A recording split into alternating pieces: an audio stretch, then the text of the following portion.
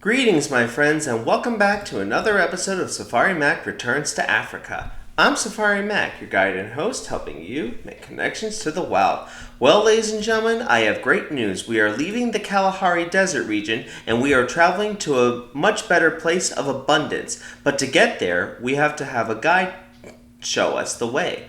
And so I've enlisted the help of the cheetah, or known by its Latin name of Asionyx jubatus, even known by its East African name or Swahili name of Duma. These are one of the most beautiful cats ever known, but they face a lot of hardships that you might not be aware of. So we're going to look into their lives while we get to this mysterious abundance. But before we begin, if you're new to my channel, hit that like and subscribe button, check out my Facebook page for content on conservation, and if you have a question about animals, or if there's an animal that you want me to do in the future, you just have to send me an email, which you will always find the link to down in the description below. But if you're ready, I'm ready. Let's get started. Now, despite being fairly large, cheetahs are not big cats, but instead are actually part of the little cat family, meaning this is a cat that does not roar, but can purr, chirp, hiss, growl, and all the other special features that big cats just can't do. So we've already met a couple of small little cats. Recently, in our time in Africa, we've met the caracal, and back in America, we've met the cougars, one of their cousins, the Florida panther. But now, yes, these are part of the little cat family, and the cheetah is actually only the second largest of the little cat family, just behind the cougar. But now, let's take a look about their past lives. Now, as you can see, they've had quite an extensive past. They've been found all throughout Africa, the Middle East, and parts of Asia. However, today, unfortunately, most of the cheetahs living in these regions are now rare or have been severely fragmented. Today, we recognize 4 different subspecies of cheetah: the southeastern, the northeastern, and the northwestern and the northeastern. And then finally, this cheetah, the Asiatic, was more common in India, but can now survive only in bits of Iran. For now, in terms of their habitat, their lifestyle, and their family, the cheetah is really not the most picky of all cats, as they can adapt to many different regions, such as here in the Kalahari, as well as the Serengeti, while the cheetahs up in the northeastern and western regions tend to hang out more in the arid areas, but more closer to the mountain ranges where there's a bit of a higher rainfall than that of the surrounding deserts. But of course, cheetahs, like I said, they're not the most picky of cats. They can adapt very well, but what they're most looking for is a place that has a lot of open space, abundant prey, and best of all, no other competition. And I can tell you, being a cat, if there's one thing that cats do not like, it's they don't like each other at all.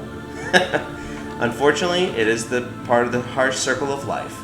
Now, female cheetahs usually live and hunt alone, but male cheetahs will often form groups that are called coalitions. And so these males, they will hunt together, they'll eat together, they will patrol areas together, and of course, when there's a chance to breed, they will even mate with the same female together. Hey, for them, it's their chance to spread their genetics onto the next generation. Now, if I had to crown the ultimate working mom in the animal kingdom, it really is the cheetah. Because unlike the lions that live in groups, as we know, called prides, and of course leopards being solitary as well, but hanging out more in the trees and other various habitat ranges, cheetahs have a really hard time because she has to raise them all by herself.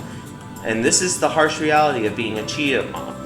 It actually seems that there's a lot more disappointment than there is of reward. And here's what I mean. So after a 90-day pregnancy, mom can give birth from anywhere from 3 to 5 cubs. And as you can guess, she is fiercely protective of her young. But even all that she does, her tight security can prevent 90% of the cubs dying within the first few months of life. That's right, you heard me right. It's estimated that cheetah cubs have a high mortality rate of 90%, while only 5% of cubs may ever make it all the way to adulthood. But mom does what she can. She feeds them, nurtures them, she protects them, she teaches them the ways of the hunt, how to stay tough, know when to run, and above all, how to defend themselves against when they can. And by the time they're 20 months of age, they will go off and live on their own and begin to live their lives of cheetahs, and they won't breed until the cubs themselves reach the age of 3 years old. Now, we already know that the cheetah is a carnivore and that they are also one of the fastest land animals in the world. But here's a major problem. The prey that they specialize in are almost just as fast and completely agile. And it is not easy. Cheetahs may be able to run fast, but they can only do so for so long.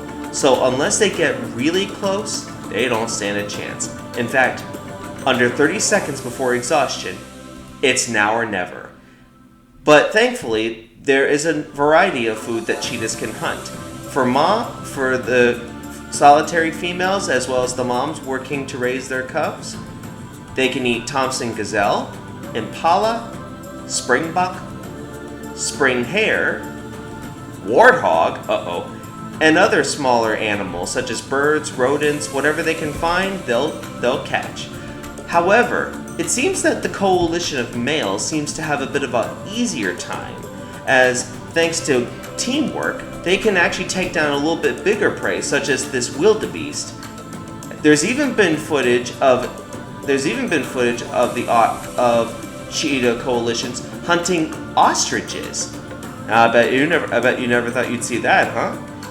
Now, let's say that the cheetah has a kill. Success! That means they're not going to go hungry. Or are they?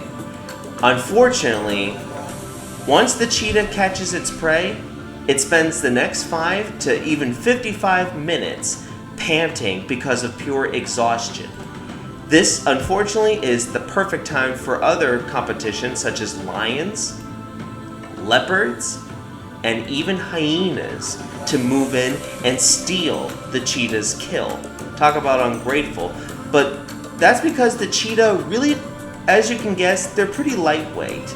And so instead of fighting, they would prefer to take off running and let the other predators finish off the meal. It's not that they give up, it's just they're not big or strong enough like the leopards or even lions to stand a chance against these other characters. Finally, we're going to end today's Part 1 episode with their influence in human culture. As you can guess, cheetahs have had a fairly long, influential history. In this painting by 16th century Italian painter Titan, the chariot of the Greek mythical god Dionysus is actually being pulled by 2 cheetahs. You can see them right there. Also, cheetahs have been associated with Egyptian culture, especially as symbols and even said to be helpful animals for the Egyptian gods. It was even considered a part of royalty, whether you were in Africa, the Middle East, or even India, to own cheetahs, as many famous kings often would keep cheetahs as a way of using them for hunting parties, such as in India, hunting them for black buck or other deer that were in the region. Now, I'm afraid that's all the time I have for today's episode, but join me a little later today for a special little seminar on how cheetahs are able to run so fast. But until then, this is Safari Mack, and I'll see you all out there.